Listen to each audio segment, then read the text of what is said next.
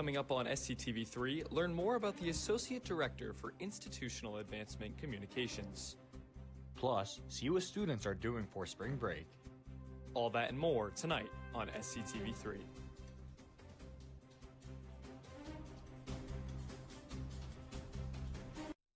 Hello, good evening, and welcome to this edition of SCTV3 Weekly News. I'm Caleb Knowles. And I'm Tyler Semenich. Thank you for joining us.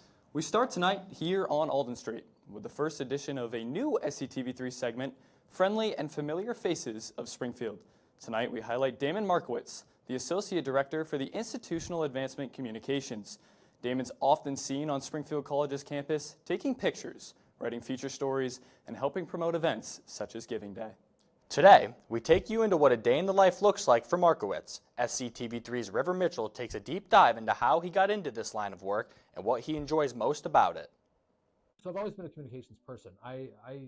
When I first got out of college, I was in the athletic and sports world. So I'm a sports junkie as well. So I was working for professional hockey teams and getting excited, living my dream. I wanted to play pro hockey, couldn't do it. So we did the next best thing and worked in the industry. While I was working in hockey, I was getting a lot of my interns from Springfield College.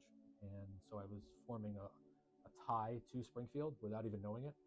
And as I got older, I realized I wanted to settle here in Western Mass, wanted to start raising a family here in Western Mass. Knew I didn't want to move. Working in professional hockey, you're probably going to have to move. An opportunity kind of popped up. I wouldn't say fell in my lap, but it kind of did. I was on campus reviewing interns that I had, bumped into some faculty, found out a job was open up here in communications. I just thought it was a good fit. I was at the point in my life where it was good for a change. If I was going to stay here, working minor league hockey wasn't going to be the best thing for raising a family from a lot of levels. There's only so many communications jobs in Western Mass that are at the top of the list. There's no better place, so to me it was like to be able to work at an institution like Springfield, which I've grown to have an affinity for, knowing the reputation, knowing it's a great place to be, just was an opportunity I just couldn't pass up. And 14 years later in May, I'm still here kicking around doing it. Every day's a little bit different. There's a variety of communications responsibilities that I have, stemming from different alumni events that we have to put on. So there's an email communication that goes to every alumni event that we host, whether it's on campus or not on campus. It's also a variety of news stories and content that I'm always working on. So it could be alumni profiles, it could be news from around campus, different events that are on campus that we want content from. We do a monthly newsletter that it doesn't seem like ever stops as far as content goes. So with that said, because there's a lot of content capturing, that's where you'll see me with the camera, both still cameras and video cameras, is to go out and capture images to go with a lot of the written content. You kind of need to know how to write, you need how to use a camera, and like I said, when you think you have everything planned out, you really don't, because you've got to be able to think on the fly and be able to adapt, because new things are going to pop up throughout the day. There is no cookie cutter, okay, from 8 a.m. to 4 p.m., here's exactly what to expect. And there are some jobs like that. I feel very fortunate that I have a role that allows me to be out in the community and meet students and be connected to everything that goes on, whether it's lectures, whether it's student activity, meeting students and faculty from all the different departments. I feel that's what's really exciting, because you get a wide range of everything that goes on, and you get a true feel for what goes on campus and the excitement. I mean, we work on a college campus. I mean, there's so much that goes on other than being at your desk and checking email, and my role encourages myself to be out, being a part of that, and capturing it, and trying to bring those moments and share those with a wide range of people. The hardest part is to get to everything, whether that's getting to every story or getting to every event. The Distinguished Professor of Humanics lecture is probably my favorite, because that, to me, exemplifies our mission. And usually the faculty member that has a project going on and presents on that, it's all tied into everything that's good about the school, and there's no agenda behind it other than purely humanics and living the mission. I've got two boys. One's a first-year student here this year, and I got an almost 13-year-old as well. So the kids are a little more independent. So I'm pretty simple. Like I'm a sports junkie, so I will, when the workday's over, I will find some sport. I'm a big Boston sports fan for everything.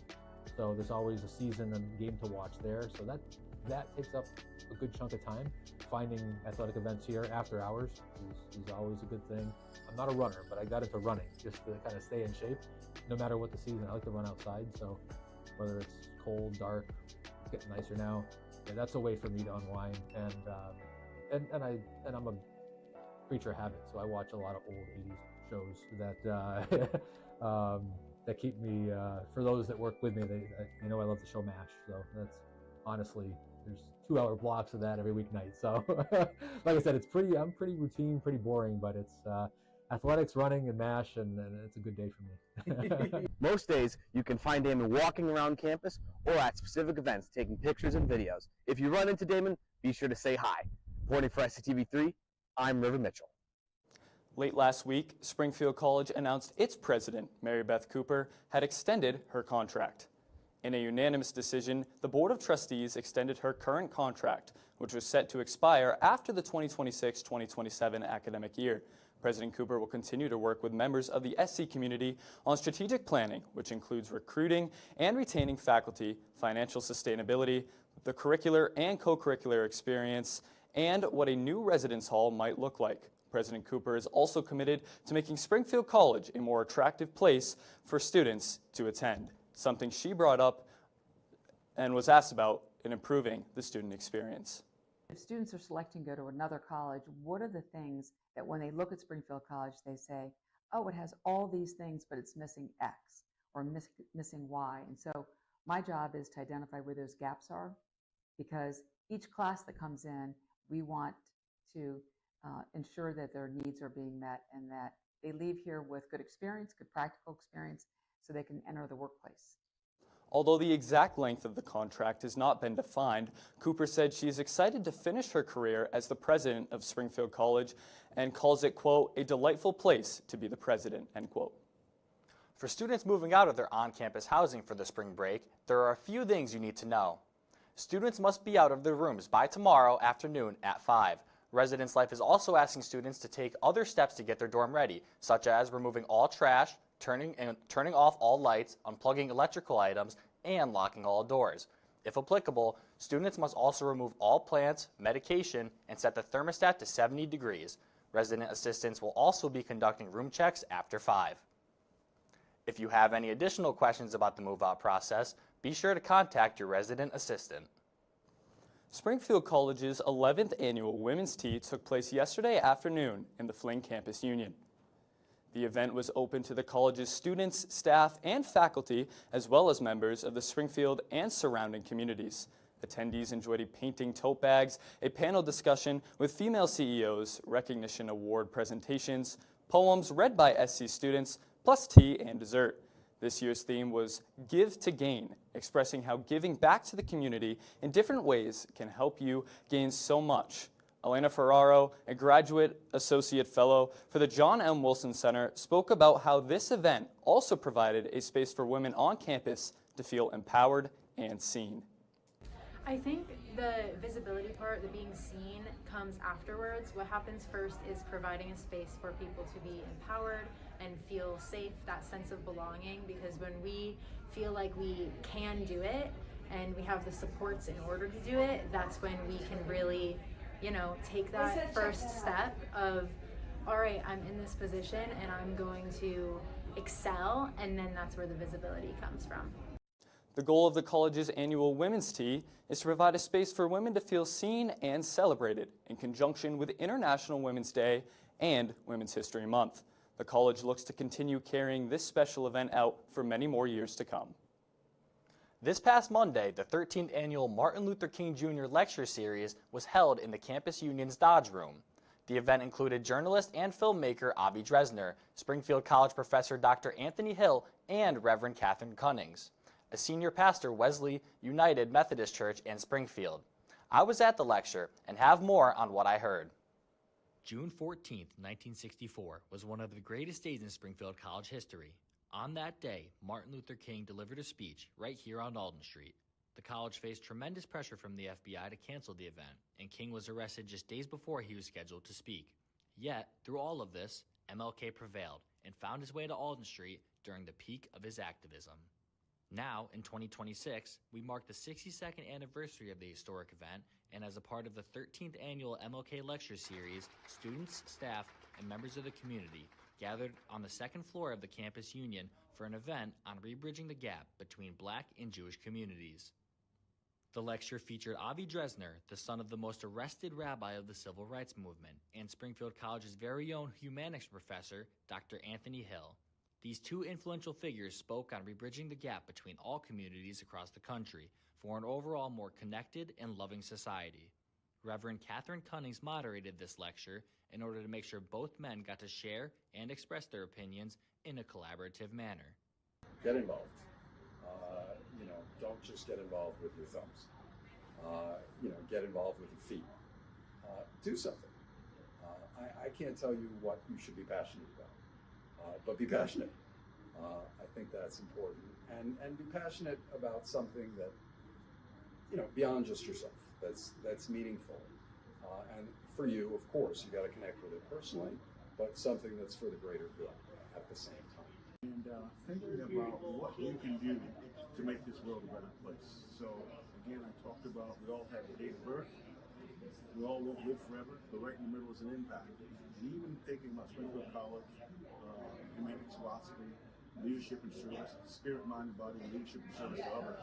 What can you do to really make life better, not only for yourself, but for the world as a whole? The message displayed by both of these men was simple. It doesn't matter who you are, get out there and do something to rebridge the gaps between different communities. The event truly honored Dr. Martin Luther King and showed that many people still care today about continuing his legacy. Reporting for SCTV3, I'm Tyler Semenich.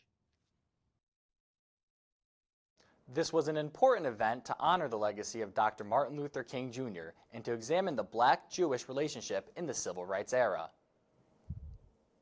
Springfield College community members looking to build stronger leadership and communication skills have a new opportunity this spring. The college's Office of Ombuds is hosting a series of interactive workshops designed to help people navigate real-world conversations and leadership roles. The sessions will cover topics like managing relationships with supervisors, giving constructive feedback, building trust within teams, and negotiating with confidence. All workshops will take place in the Harold C. Smith Learning Commons and are open to the Springfield College community. To learn more about the workshops, SCTV3's Dante Iafredi spoke with Sarah Day. So the Ombuds workshops as a whole are designed to meet whatever the needs of the community are each year, and I run these every spring. And this year we're focusing on leadership, trust, and communication, especially across power imbalances. So this morning's workshop is designed for employees who want to cultivate a better relationship with their supervisor, and this afternoon is more focused on those who supervise or lead others on campus, whether that's in an academic or an employment capacity, and they want to build a better relationship with the people that they guide. Sarah Day says the goal of the series is to give students practical skills they can use not only during their time at Springfield College, but also in their future careers. Most people think of climbing a tree or a rock wall as pure physical activity, but what if I told you there was a lot more to it? SCTV3's Logan Briggs has more. People know what adventure is and what education is, but do they know what adventure education is? Springfield College's East Campus is an outdoor facility specializing in adventure learning. As the spring season approaches, I went to find out the full meaning behind it. I think the simplest form of thinking of adventure learning, adventure education, experiential education is it's learning by doing. So there's always an activity, an initiative, problem-solving initiative. And yes, indeed, there are challenge courses. The ropes course was sort of the old term, but challenge course is the more common term. But I almost think it helps people if they think of adventure education, learning by doing, as it has all these components to it, all these parts. And one tool, if they're all considered to be educational tools to help the advancement of a group that you're working with, work about learning about themselves and learning as a team, then you pick and choose those tools that you need. So the challenge course happens to be one of the tools. But in many ways, it's not the predominant tool. I think it is, I smiled when I saw the questions because it's what people go to. And I think it's the thing that's in videos and everybody's going to build a ropes course. But the bigger question is, well, why? High Five Adventure Learning Center, located in Brattleboro, Vermont, is a leading nonprofit organization providing training, workshops, materials, and you guessed it, adventure education. As the vendor of the challenge course at East Campus, High Five works closely with Springfield College to ensure our adventure programs run smoothly. Although climbing an element can be a part of it, it is less about the physical task and more about the intention behind it. I see the strength in individuals being able to challenge themselves. I also see the strength in individuals being able to say, this is not for me, or this is what I need in order to take on this challenge, or yes, this challenge invites me to go to the top of a telephone pole and jump off while being connected to a safety harness and belay. But that might not be the right challenge for that individual, and that going and touching the telephone pole while climbing up and getting to the top of the ladder might be that person's peak challenge, and having the group be able to rally to support that is as powerful, if not sometimes more powerful, than someone who can just be like, yeah, I can go jump off the top of this telephone pole.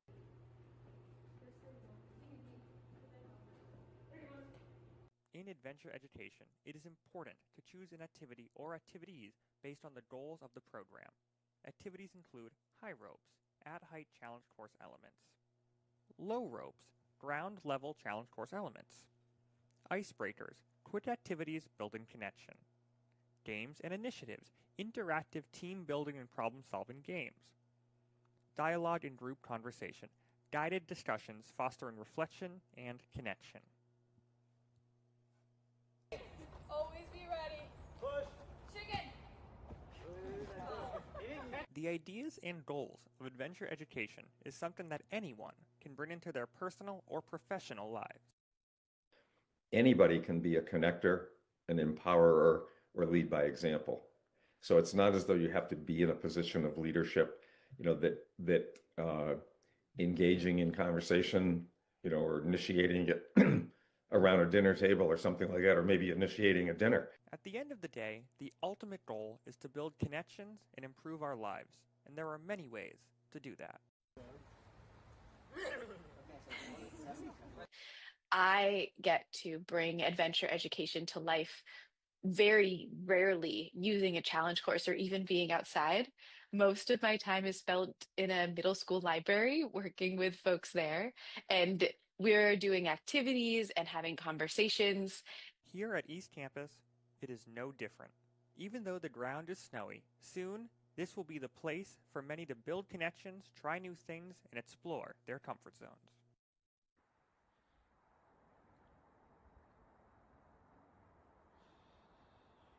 Programming here at East Campus starts up again in late March. For more information on East Campus and adventure education, visit springfield.edu. Reporting for SCTV3, I'm Logan Briggs. On Monday, members of the campus community gathered in Judd Gymnasia for a presentation which promoted inclusivity. The talk, titled Becoming a Beacon, promoting LGBTQ inclusivity within health professors and beyond, was given by Dr. David Shapiro, a well-known trauma surgeon, physician executive, and educator. Shapiro was also the founding advisory chair of the Association of Out Surgeons and Allies, dedicated to empowering LGBTQ+ surgeons. Shapiro spoke about his experience of breaking barriers, how he's acted as a beacon, and also spoke about how to be inclusive to others. We're inclusivity, and it's not about acceptance, it's feeling included, because it is about the perception, but that everything is inclusive and engaging. Event ended with a Q&A and discussion. Over the weekend, Best of Broadway performed their annual spring musical inside the Fuller Arts Center. The show selected this year was The Little Mermaid and featured popular upbeat numbers such as Under the Sea that fans of all ages loved. Starring Corinne Conady as Ariel, the cast delivered a fantastic performance through colorful sets, costumes, and music.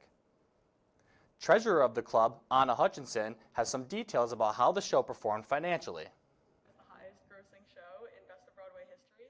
We made $3,420, which is like 450 more than we've ever made, which is awesome. So I'm very proud of this cast for that.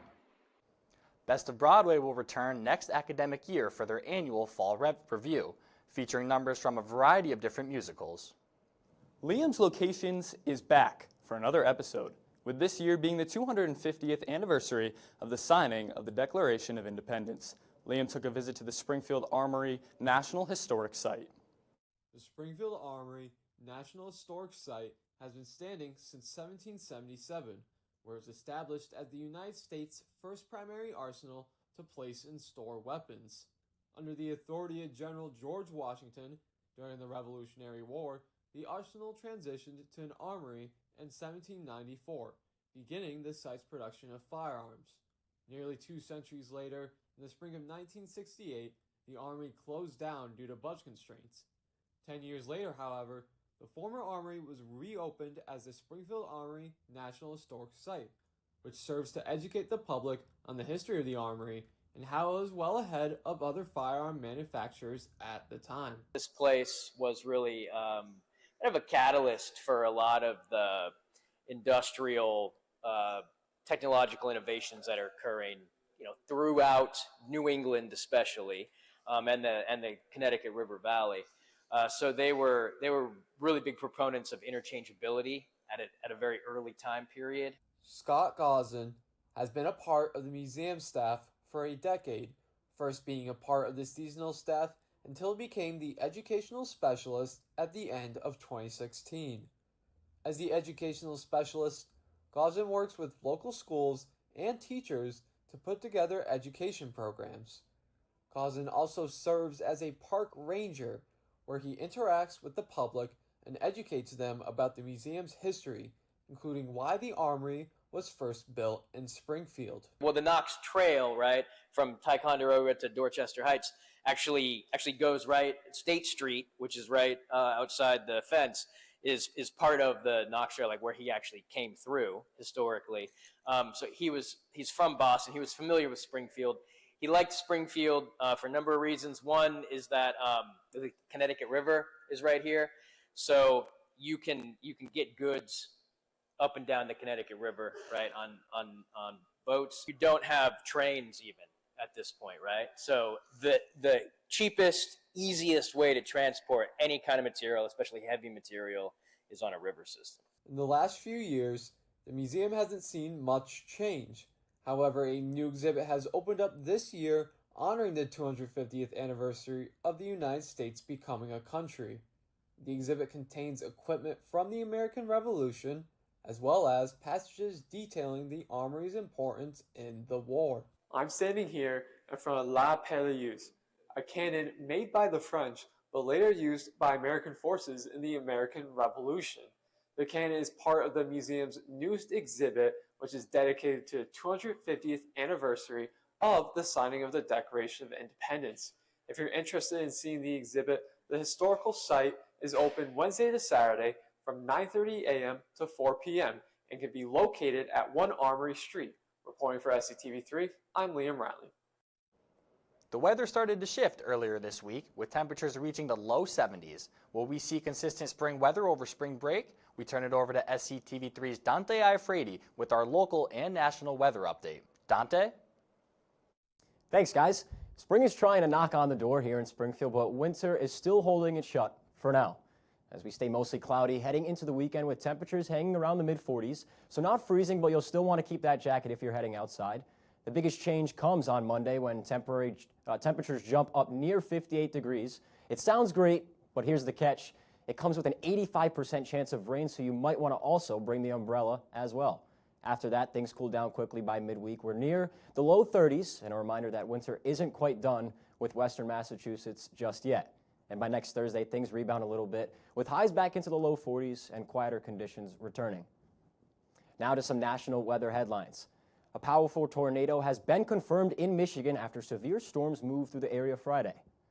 The National Weather Service has confirmed that the tornado that struck Union City on Friday has been rated an EF3, with estimated wind speeds reaching up to 150 miles per hour. Damage surveys are still underway, and officials say the rating remains preliminary as crews continue to assess the full path of the storm. As of early Saturday afternoon, the National Weather Service said survey teams had only been able to access a small portion of the damaged area. Other communities, including Three Rivers and Edwardsburg, will also be surveyed. The last confirmed EF3 tornado in Michigan occurred in Gaylord of May 20th, 2022. If you want to learn more about Springfield College's professor of history, stay tuned after the break for our weekly Q&A. You're watching SCTV3 Weekly News. Stay with us.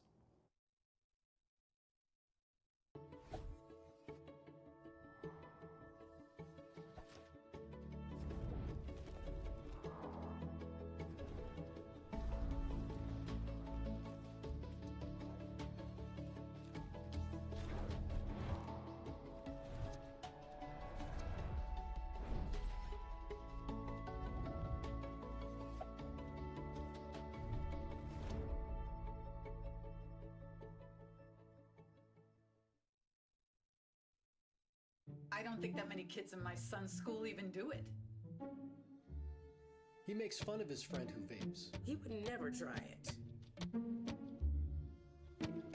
She's into soccer. She's on the honor roll. She's just not the type. No way. No way. No way. No way, my kid would never vape. Get your head out of the cloud. Today, nearly 8,000 kids will start vaping. Maybe even yours. Learn about the dangers at talkaboutvaping.org.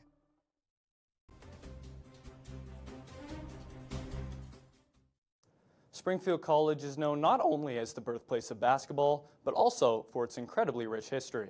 While the school is often associated with majors in the sport and health science fields, other college departments include the history and pre-law program. For this week's Q&A, Professor Thomas Carty, who holds a Doctor of Philosophy from the University of Connecticut, has been teaching history and law at Springfield College for the past 26 years. Earlier this week, I sat down with Professor Carty to learn more about his work and the program. Here's more.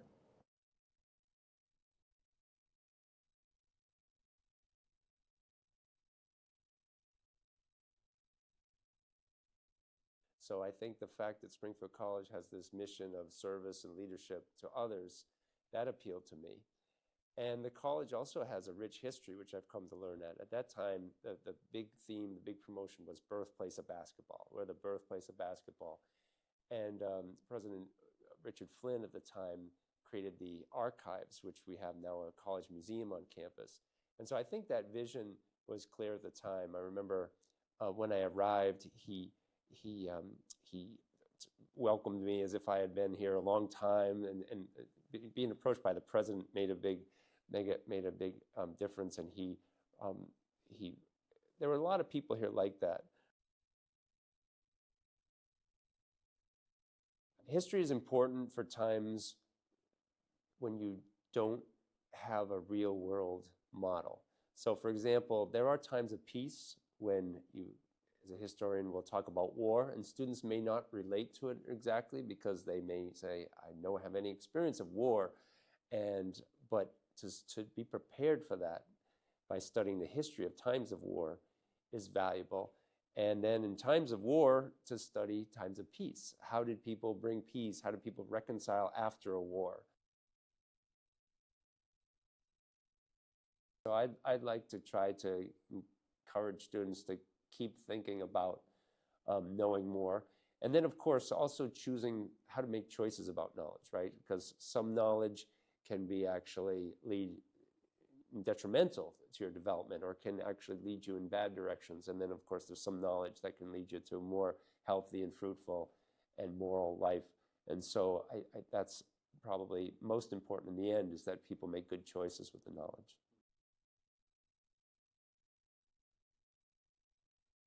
There's this quotation that Lyndon Johnson famously said. It was asked something like, which was your favorite of all of these helicopters that you get to ride in? And he says, I love them all. It depends on which one I'm riding that day. And so it's sort of like, it depends on which one I'm reading about or talking about.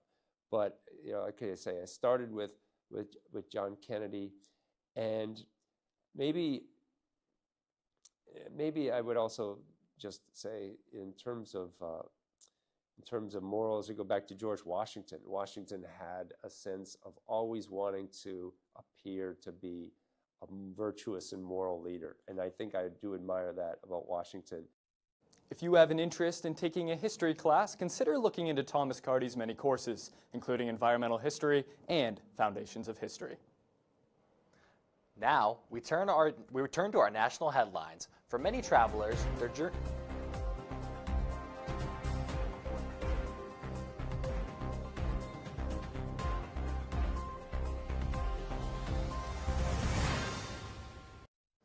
For many travelers, their journey begins long before takeoff, yet packed security lines and cramped terminals have become an increasingly familiar airport experience across the country. SCTV3's Nina Hutchins has more. As the spring break travel season ramps up, travelers across the country are facing major delays at airports, with security times stretching for hours. Travelers at major airports have reported waiting up to 3.5 hours to get through security. In locations such as Houston and New Orleans, these lines have stretched outside terminals and into parking garages. We have missed both our flights. We were waiting in TSA just to get to security for 4 hours.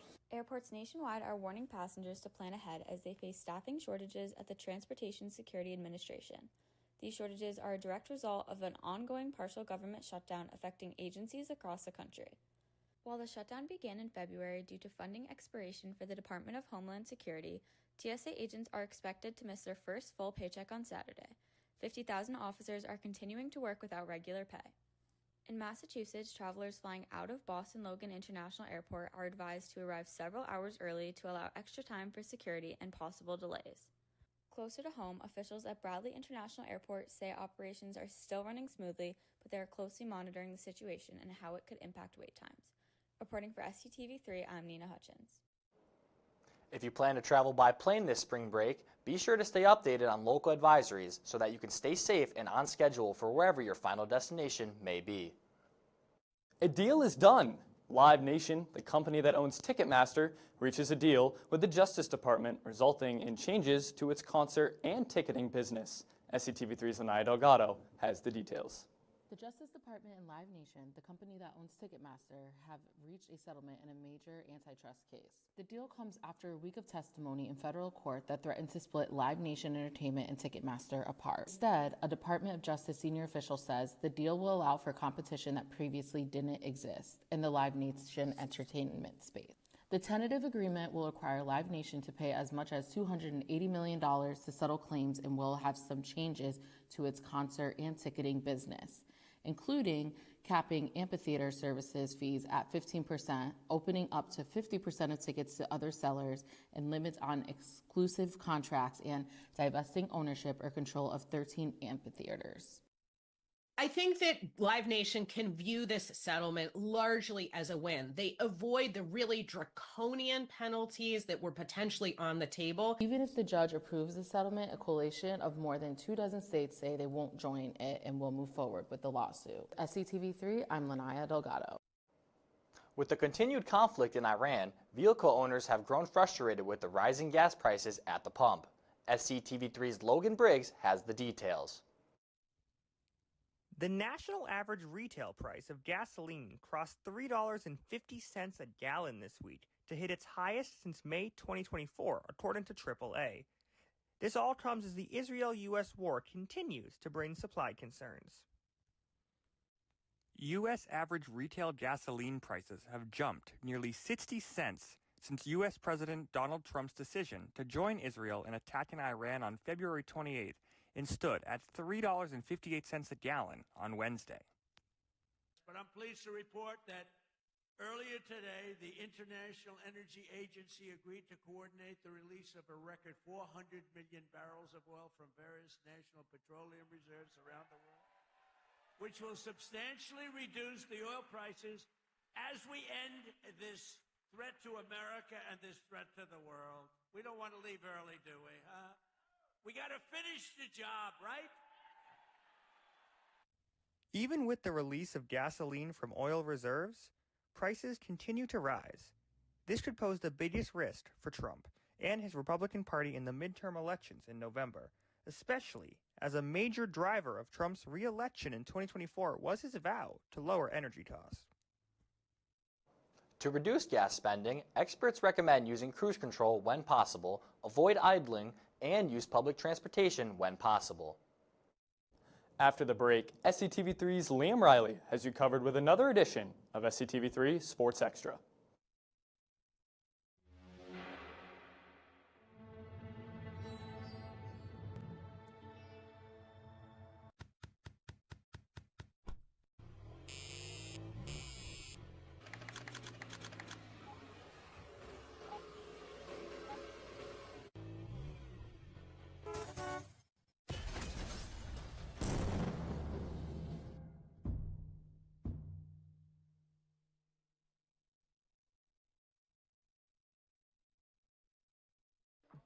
How do you know when you've made the right decision?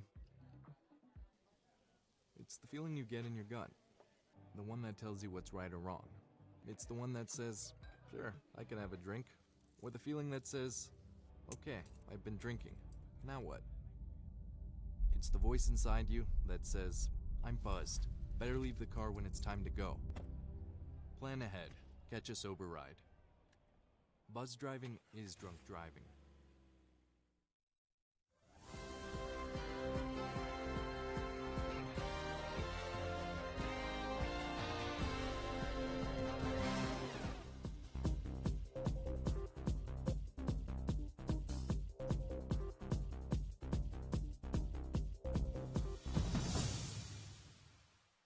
Hello, and welcome to this week's edition of Sports Extra. I'm Liam Riley.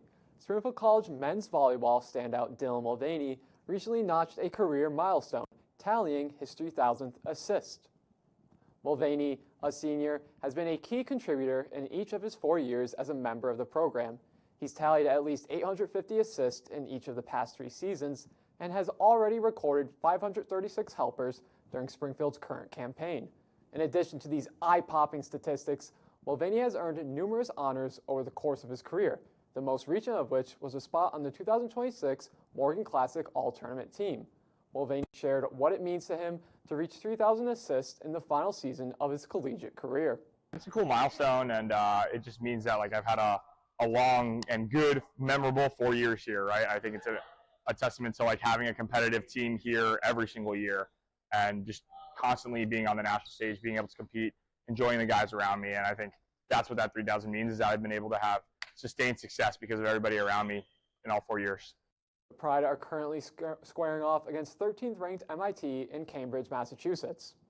Now, let's take a look at what's coming up this weekend for Springfield College athletics.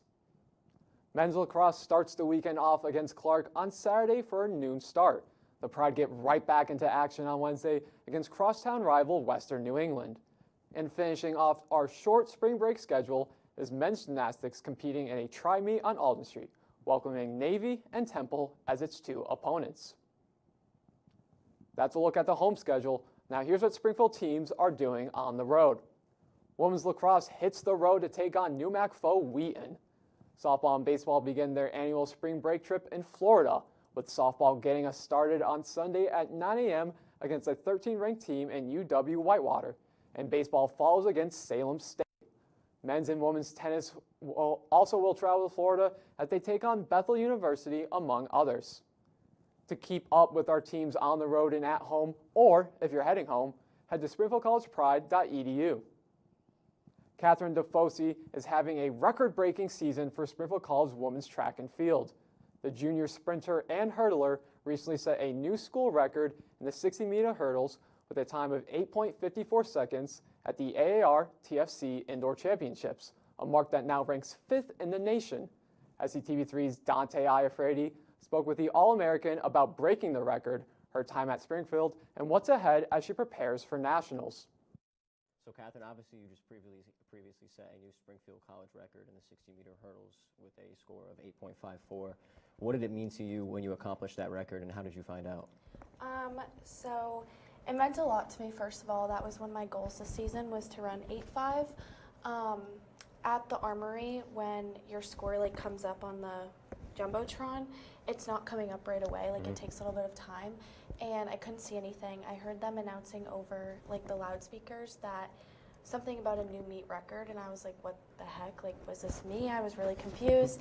And then I looked up at both of my coaches in the stands. Both of them were standing up cheering, and I was like, okay, I knew I accomplished something. And when the time finally came up, I was like, oh my gosh, like, I did not just run that. I didn't believe it at first. You also won the event that day at the Armory. What was clicking for you?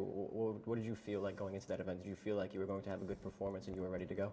Well, Friday when I ran the 8.54, I was just like, I'm ready to go. Like, I'm going to go out and have fun. The weekend before, I ran really bad. It was not a time that I wanted. So I was coming off of a lot of, like, adrenaline, a lot of anger, a lot of, like, I need to run well this weekend.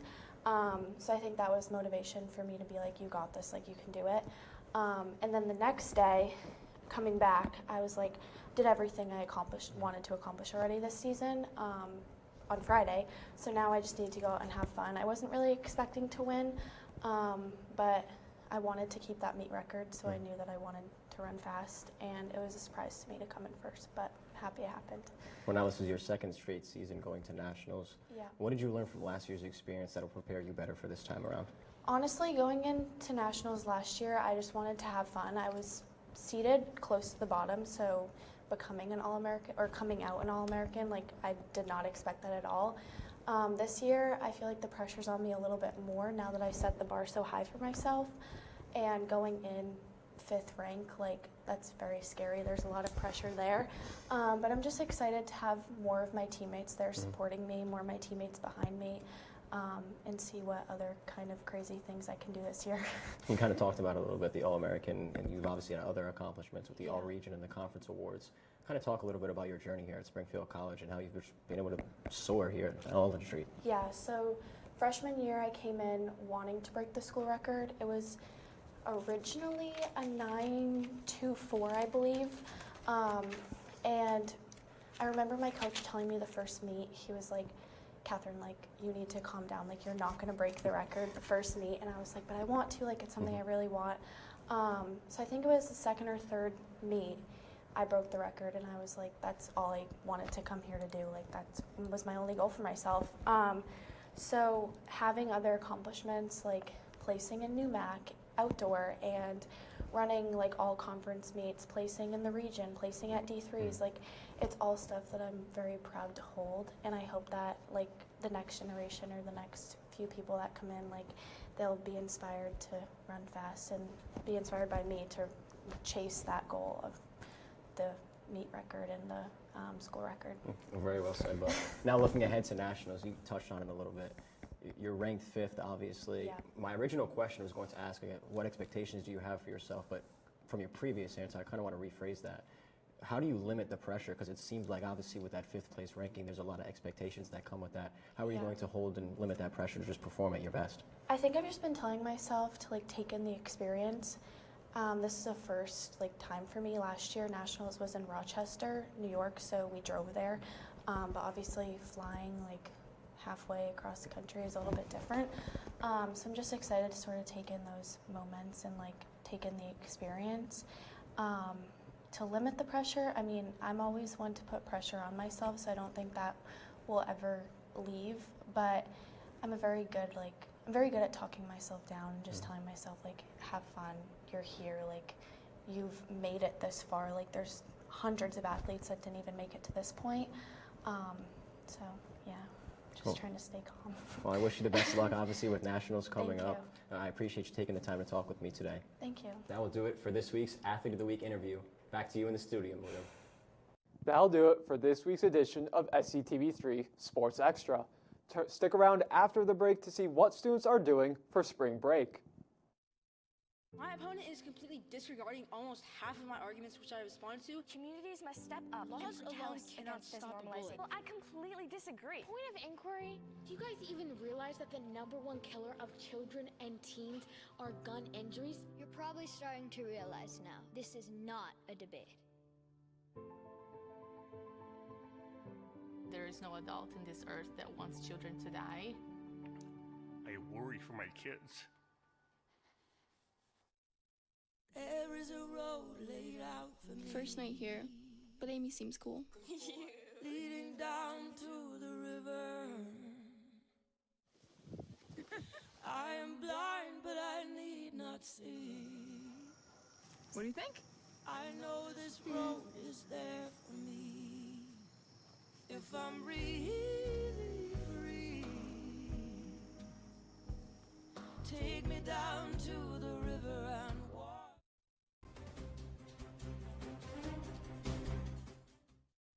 It's springtime. Tomorrow marks the start of the annual spring vacation. And SCTV3's Connor Rourke went around campus to see what students are doing for break. Hey, how are you guys? I'm Connor Rourke. Today at Springfield College, it is a sunny 62-degree day. The snow you see next to me, it's all melting. Students have spring break next week, and I want to know what their plans are.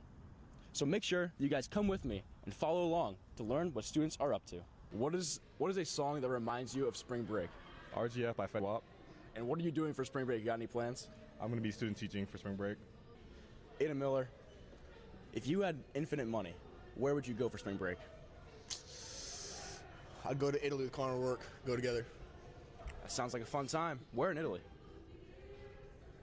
Honestly, all of it. All of it. Every spot? Every spot. We got much money for it, so. What is one thing that you absolutely need from this spring break? Sleep. I really need to sleep. What are you going to do for spring break? Got any plans? I'm just going to work a bunch, make some money. What is the craziest thing that's ever happened to you on spring break? Craziest thing? Guys, this is crazy. I'm having a hard time thinking about it. First thing that comes to your mind. I fell down a hill. That is really crazy. What are you doing this year for spring break? I'm going to Ireland to visit some friends and my boyfriend. That is very exciting. Yes. Have fun. Thank you. If spring break had a movie title, what would your spring break movie title be?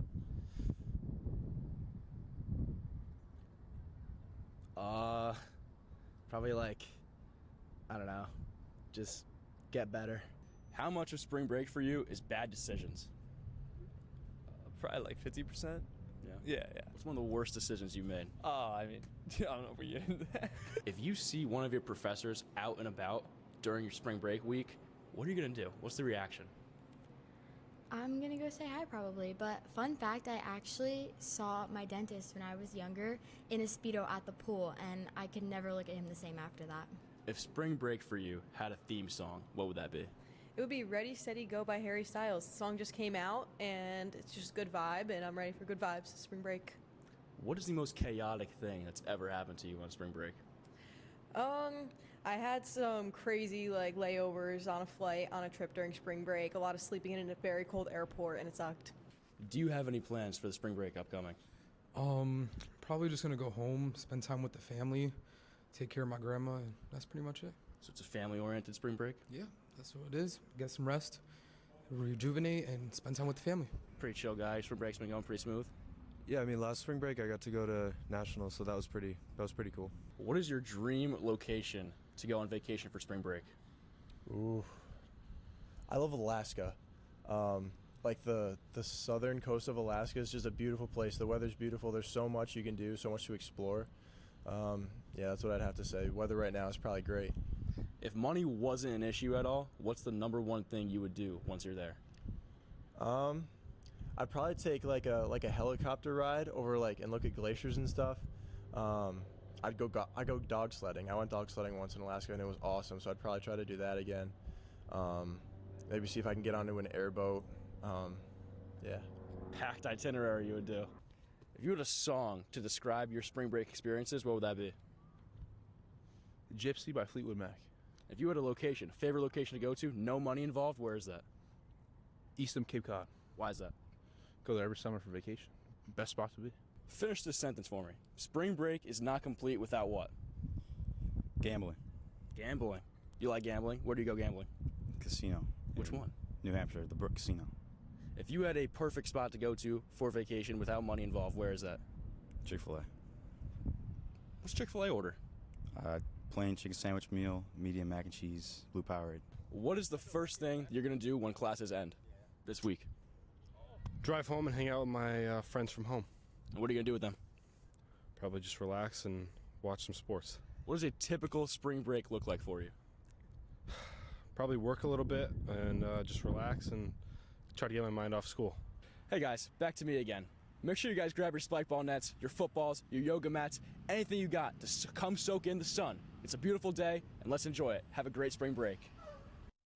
That'll do it for this week's edition of SCTV3 Weekly News. Thank you for tuning in.